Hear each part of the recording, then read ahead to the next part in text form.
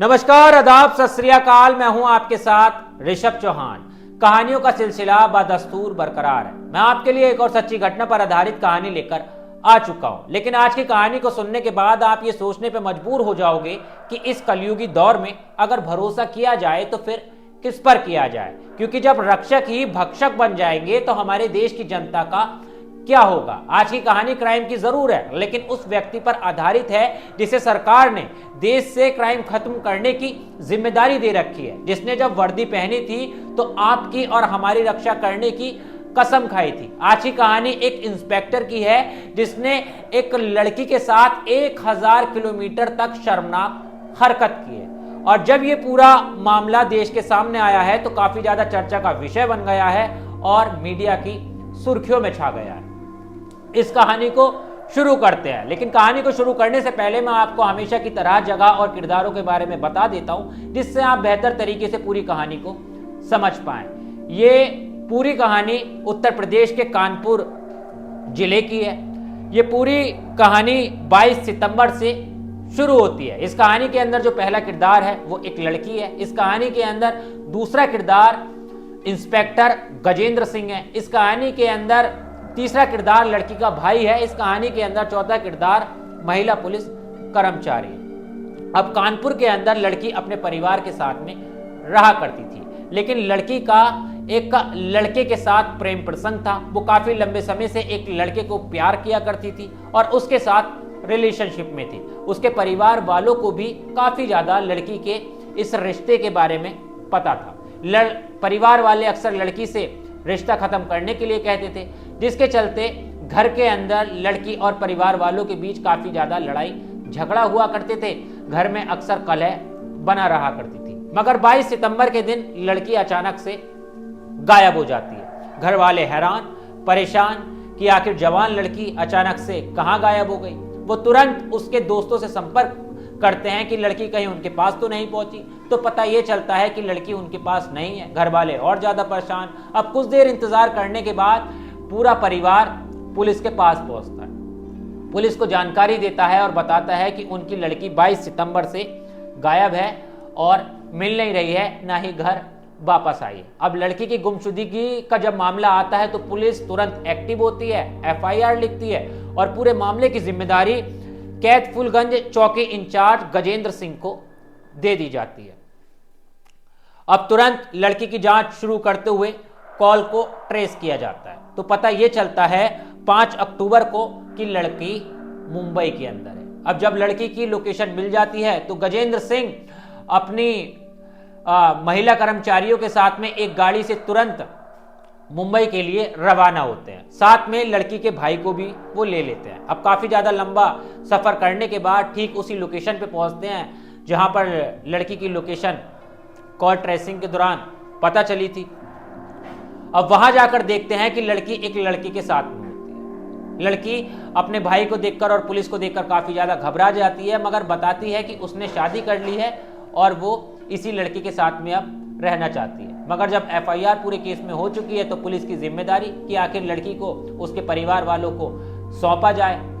मगर लड़की को देखते ही गजेंद्र सिंह की नीयत भी बिगड़ जाती है। नीयत बिगड़ने के बाद वो लड़की को गाड़ी में बैठाते हैं और वापस कानपुर ले जाने की तैयारी जो है वो हो जाती है। गाड़ी में लड़की का भाई, महिला पुलिस कर्मचारी और गजेंद्र सिंह भी बैठते हैं और कानपुर के लिए चल देते हैं। मगर लड़की की नीयत जो थी वो इंस्पेक्टर साहब की खराब हो चुकी थी लड़की के ऊपर। अब काफी अजीब तरह से वो लड़की को घूरें, काफी अजीब तरह से देखें और इसी बीच उनके दिमाग में एक प्लान आता है, वो ये कि लड़की के भाई को क्यों ना नासिक उतार दिया जाए।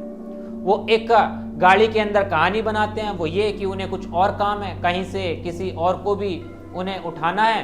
तो इसीलिए लड़की का भाई जो है वो नासिक उतर जाए और नासिक से वो कानपुर ट्रेन से जाए। अब पुलिस जब ये कह रही है तो लड़की का भाई कैसे ज्यादा कुछ बोल सकता है, वो नासिक में उतर जाता है। अब नासिक से कानपुर का 1000 किलोमीटर का रास्ता होता है। अब इंस्पेक्टर साहब लड़की के साथ काफी ज्यादा हरकतें करनी शुरू कर दें, लड़की को बैड टच करें, लड़की को अश्लील निगाहों से देखें। और ये सब कुछ होता हुआ वहां पर मौजूद महिला पुलिस कर्मचारी भी देख रही थी, लेकिन अपने अधिकारी के सामने वो ज्यादा कैसे विरोध कर दे, कैसे बोल दे। खैर, ये 1000 किलोमीटर का सफर जो है वो कटता है। अब इस पूरे सफर के अंदर लड़की काफी ज्यादा इंस्पेक्टर की गलत हरकतों को बर्दाश्त करती है। अब जब कानपुर पहुंच जाते हैं, पहुंचने के बाद लड़की की पेशी होती है आला अधिकारियों के सामने, तो लड़की इंस्पेक्टर की सारी करतूत जो है वो बता देती है, बताती है आला अधिकारियों को कि इस तरह से ये मुझे लेके तो जरूर आए हैं, लेकिन इन्होंने मेरे साथ काफी ज्यादा गाड़ी के अंदर हरकतें की हैं, मेरे साथ बैड टच किया है। अब पूरे मामले के अंदर जब आला अधिकारी जांच बिठाते हैं और बयान लिए जाते हैं उन महिला पुलिस कर्मचारियों के भी, तो वो भी अपने अधिकारी यानी इंस्पेक्टर के अगेंस्ट ही बयान देती है। वो कहती हैं कि ये लड़की बिल्कुल सच बोल रही है, इंस्पेक्टर साहब ने यानी गजेंद्र सिंह ने इनके साथ काफी ज्यादा गलत किया है और एक तरह से इन्हें प्रताड़ित किया है, इन्हें बैड टच किया है। अब लड़की का भाई जो है वो भी पूरे केस के अंदर इन्वॉल्व होता है। अब लड़की के भाई को जब ये बात पता चलती है तो लड़की का भाई खुद आके पुलिस को इस बात की जानकारी देता है और मीडिया के सामने जानकारी देता है और बाकायदा रेलवे का टिकट भी दिखाता है कि देखिए ये टिकट है जो कि मैंने नासिक से लिया था और इन इंस्पेक्टर साहब के कहने पर मैंने ये टिकट लिया था और इसी के टिकट से मैं कानपुर आया था और मैं कानपुर 9 अक्टूबर को आ गया था, लेकिन पुलिस की गाड़ी मेरी बहन को लेकर 10 अक्टूबर को आई थी।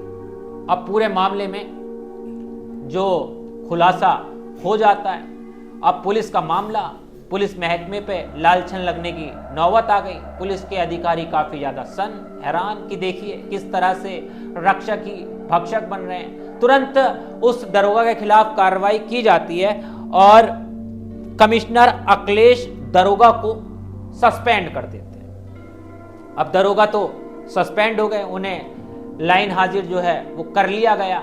लेकिन अब इसी बीच दरोगा यानी इंस्पेक्टर की एक पत्नी का बयान आता है। पत्नी मीडिया के सामने आके बयान देती है कि ये दरोगा शुरू से ही ठरकी किस्म का है, महिलाओं के प्रति इसके अंदर सम्मान नहीं है, ये महिलाओं को न जाने क्या समझता है। इतना ही नहीं, वो ये भी बताती हैं कि पहले और भी कई महिलाओं के साथ इनके संबंध हैं जिसकी पड़ताल उन्होंने खुद की है। यानी एक इंस्पेक्टर की पत्नी ये बात मीडिया के सामने आके कह रही है कि इन्होंने मेरे साथ भी गलत किया है और एक दिन जब मैंने इनकी इन हरकतों का विरोध किया था तो इन्होंने मेरे सिर पर पिस्टल भी रख दिया था। अब ये बयान उस इंस्पेक्टर की पत्नी का आया है। लेकिन इस कहानी को मैं आपके सामने इसलिए लेकर आया था कि देखिए आज के इस कलयुगी दौर में हम आखिर भरोसा करें तो फिर किस पर करें, क्योंकि रक्षक ही भक्षक बनते जा रहे हैं। बीते दिनों पहले भी एक